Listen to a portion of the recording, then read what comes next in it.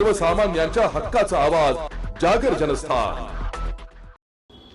सातपूर भागातील सोनाली हॉटेल बेळगाव ढगा येथे एका आयशरमध्ये तब्बल 22 गायी भरून नाशिकच्या ओझर येथे कत्तलीसाठी घेऊन जात असताना जनावर तस्करांना बजरंग दलाच्या कार्यकर्त्यांनी आज दिनांक 3 सप्टेंबर रोजी सकाळी 8:30 वाजेच्या दरम्यान पकडले।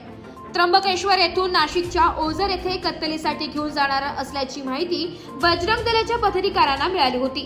तेव्हा तात्काळ सदर ठिकाणी बजरंग दलाच्या कार्यकर्त्यांनी नजर ठेवून त्र्यंबक रोड वरून सातपूरच्या दिशेने येणारी आयशर ट्रक क्रमांक MH15 FV 7556 हे वाहन नाशिकच्या दिशेने जात असताना तिला अडवलं। वाहनाची तपासणी केली असता तब्बल 22 गायी आढळून आल्या। या गायी स्वतःच्या आर्थिक फायद्यासाठी कत्तलीच्या उद्देशाने घेऊन जाताना बजरंग दलाच्या कार्यकर्त्यांनी सातपूर पोलीस ठाणे येथे जमा केल्या। या प्रकरणी बजरंग दलाचे पदाधिकारी सागर वैष्णव यांनी माहिती दिली आहे। माझं नाव सागर वैष्णव, गोरक्षक म्हणून आमचं कार्य चालू राहतं आणि प्राणी फाउंडेशन नाशिक, जळगाव, धुळे आणि विश्व हिंदू परिषद बजरंग दल याच्या मार्फत आम्ही संघटनेचं काम करत राहतो। आज आम्हाला रात्री एक गोपनीयता माहिती मिळाली की जवाहर मोखडेकरनं एक अशोक लेलँडची गाडी ही येणार आहे आणि त्याच्यात जवळजवळ 20 ते 25 गाया गोवंश आपली गोमाता ती आहे आणि ती कत्तल करण्यासाठी मालेगावला जात आहे अशी गोपनीयता आम्हाला मिळाली। रात्रीच आम्ही आमची संघटन तयार केली। रात्री आम्ही संघटन तयार करून त्र्यंबक रोडच्या दिशेने गेलो। आम्हाला खबर लागली ही गाडी त्र्यंबक बायपासहून सोनाली गार्डन ते नाशिक सारडा सर्कलहून मालेगावला जाणार होती। मग ही गाडी आम्ही सोनाली गार्डन हॉटेल एक त्र्यंबक रोडला तिथे ही गाडी आम्ही ओव्हरटेक करून थांबवली। ड्रायव्हरने थांबवली।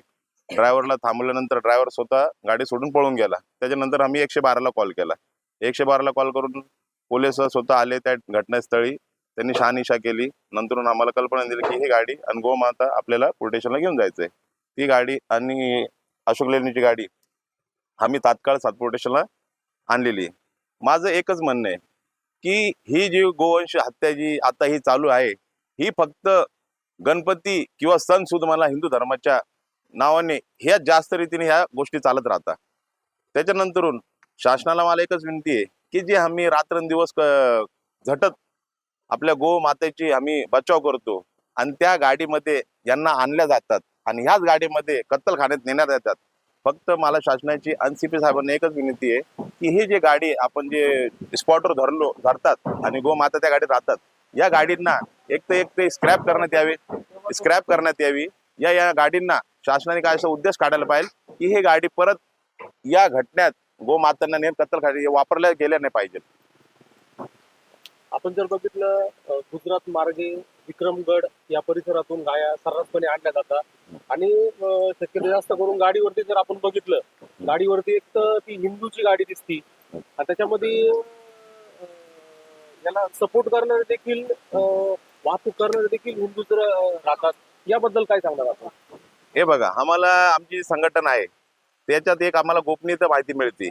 आता त्याच्यात आम्हाला आतापर्यंत जेवढे आम्ही धरलेले आमच्या गोमातेचे कत्तलखाने नेताना त्याच्यात फक्त आम्हाला मुस्लिम लोकच आढळलेले आतापर्यंत। याच्यानं पहिले पण आम्ही 4-5 जे जण घटनास्थळ झाले होते सगळे लोक ते मुस्लिम धर्माचे अशी वाहतूक करतात त्यांना आपण आपल्याकडून काय आव्हान असतं?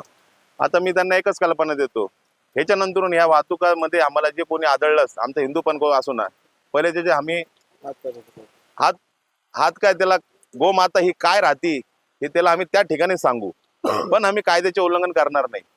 कायद्यात राहून आम्ही हे सगळं काम करणार आहे। पण मला एकच विनंती आपल्या हिंदू धर्माने पण थोडं जागा व्हावं। जो तुम्हाला असं दबाव टाकत असेल की भाऊ या गोष्टीतून हिंदू माणूस हे होईल ते होईल त्या दबावाला बळी न पडता तुम्ही गोमातेची सेवा करा आणि गोमातेला जेवढं वाचवतील ते वाचवा। 33 कोटी देवता आपण ज्यांना म्हणतो ही आपली गोमाता आहे।